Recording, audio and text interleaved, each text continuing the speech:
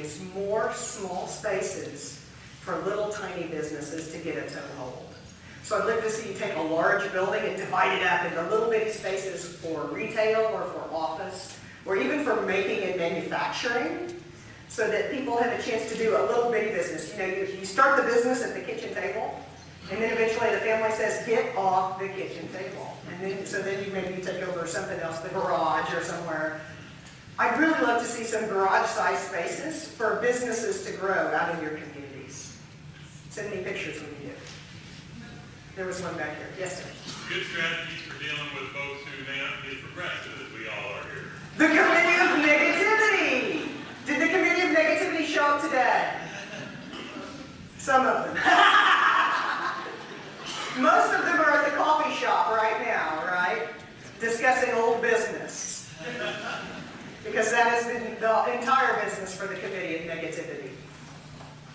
There's a couple of things about that. The first one is to understand that you cannot reach all of the people. There will always be people who see it differently. And by this I mean the absolute sore heads. I don't mean the people you just kind of disagree with and you can talk about it. I mean the ones that you can't even talk to. There will always be a few of those. There's a statement that politicians will tell me one time, which is the dog keeps barking, but the train keeps moving on. I thought was pretty good. You can't lose people who were never yours to start with. Like, they were not yours. And so if you've lost them, then that's okay. I will come to you, and I can talk for about an hour on negative people. The basic thing is, sometimes you can appeal to the sense of the future for their grandkids. My friend Deb taught me this one. She went down to the coffee shop and she sat down with the guys in the Committee of Negativity. She had a cup of coffee with them. And so there was a guy making fun of her for her plan to do a tour of empty buildings. And she said, but didn't your granddaughter just graduate from the University of Iowa? He said, yeah, she did. She said, do you not want her to relocate to town?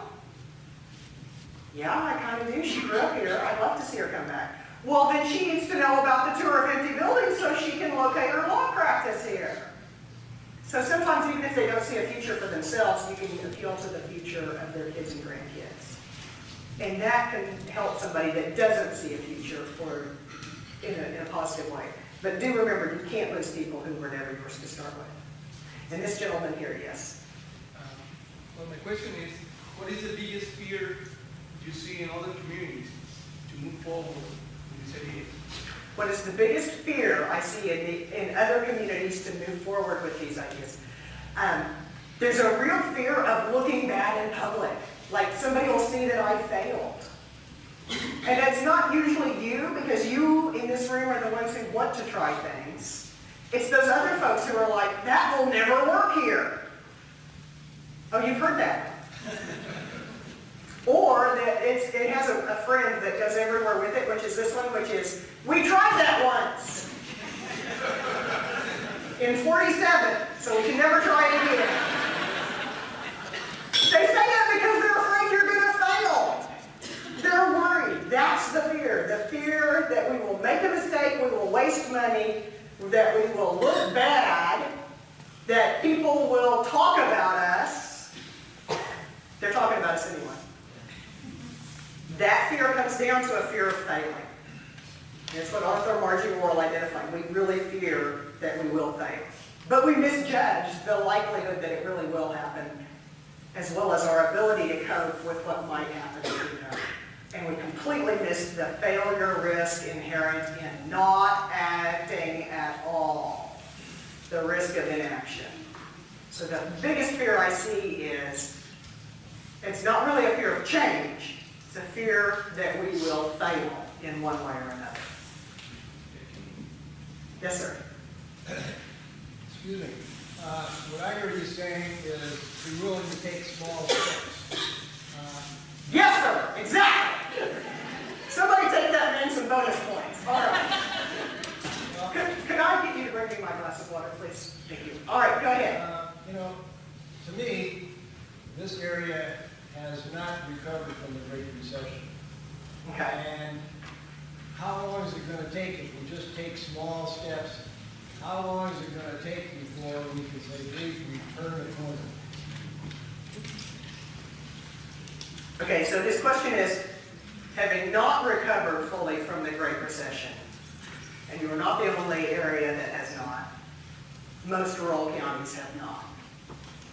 Most rural counties have lost ground, still. How long, if we only take small steps, how long will it be before we can say we've turned the corner? Did I state that fairly? Okay. How long would it be until we can say we've turned the corner? It'll be until we take that first small step with our crowd. That's where we turn the corner. Because if we say, if we act like that city council in that small town that got those plans, and we say, we're not going to act until we're really sure,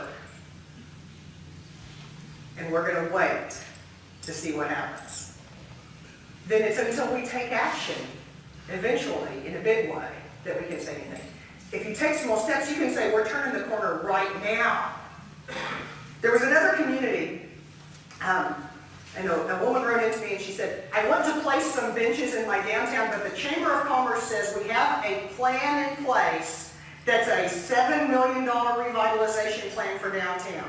It's already been written and drafted, so you cannot even place benches downtown until we have all the money in place for the entire $7 million, and we will do it all at once.